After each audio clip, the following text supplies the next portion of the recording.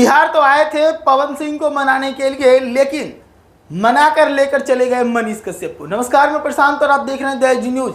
मैं बात कर रहा हूं मनोज तिवारी की। मनोज तिवारी ने कहा था कि मैं बिहार जाऊंगा तो जरूर पवन सिंह से संपर्क साधने का प्रयास करूंगा, पवन सिंह से बात करूंगा और उनको मनाने का प्रयास करूंगा। मैं आपको बता दूं कि पवन सिंह भारतीय जनता पार्टी को ज्वाइन किए थे। ज्वाइन करने के बाद वो आरा से चुनाव लड़ना चाहते थे, लेकिन पवन सिंह को टिकट तो मिली, लेकिन मिली आसनसोल से, जिसके बाद पवन सिंह ने चुनाव लड़ने से इनकार कर दिया। और उसके बाद कुछ समय के बाद उनका एक ट्वीट आता है कि मैंने मां से वचन दिया है कि चुनाव लड़ूंगा तो मैं चुनाव लड़ूंगा। और उसके बाद इस ट्वीट के बाद खलबली मच जाती है। उसके कुछ समय के बाद पवन सिंह का एक और ट्वीट आता है जिसमें वो ये साफ कर देते हैं कि मैं काराकाट से चुनावी मैदान में हूँ। तो काराकाट के बारे में बात करूँ तो राजा राम सिंह वहाँ से मैदान में हैं, जो कि कम्युनिस्ट पार्टी से आते हैं।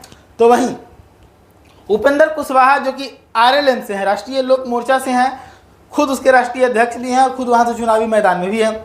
तो ये ट्वीट आया और पवन सिंह के इस ट्वीट के बाद खलबली मच गया उपेंद्र कुशवाहा के मन में और राजा राम सिंह के मन में। ये दोनों ही कैंडिडेटों के लिए वहाँ पर मुसीबत बनने लगे थे पवन सिंह, जिसके बाद से मनोज तिवारी ने कोशिश किया कि वहाँ से पवन सिंह को मनाने का प्रयास हो और उसके बाद जो है बीजेपी का खेमा वहाँ पर मजबूत हो जाएगा, क्योंकि पवन सिंह के साथ एक फैन बेस है जो एक अच्छा वोट बैंक भी बन सकता है। इसको लेकर मनोज तिवारी ने कहा था कि हम बिहार जाएंगे तो पवन सिंह को मनाने का प्रयास करेंगे, लेकिन जब पवन सिंह से बातचीत किया गया तो पवन सिंह ने साफ तौर पर कह दिया कि हमसे किसी भी प्रकार से संपर्क नहीं साधा गया।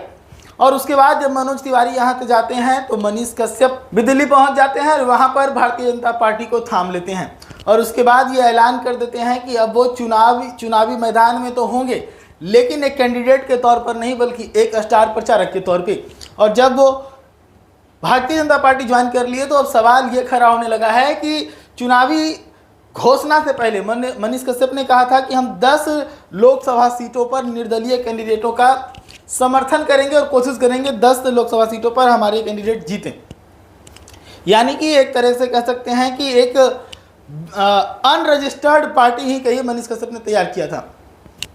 लेकिन अब चूंकि मनीष कश्यप भारतीय जनता पार्टी में चले गए हैं तो एक बड़ा सवाल यह है कि जिन 10 लोगों की बात मनीष कश्यप कर रहे थे उनमें से एक गुंजन सिंह थे, और गुंजन सिंह का चुनाव जो है वह समाप्त हो गया। बाकी के जो 8 और, क्योंकि एक तो खुद मनीष कश्यप है, बाकी के 8 और कैंडिडेट्स हैं, उनका क्या होगा? तो क्या मनीष कश्यप ने उन सभी को धोखा दे दिया? क्या मनीष कश्यप अब उन कैंडिडेटों के लिए वोट नहीं मांगेंगे? ये सभी सवाल के जवाब बहुत जल्द मिलेंगे और जो भी मिलेंगे हम आपको जरूर बताएंगे। जरूर रहिएगा दैनिक न्यूज के साथ। धन्यवाद।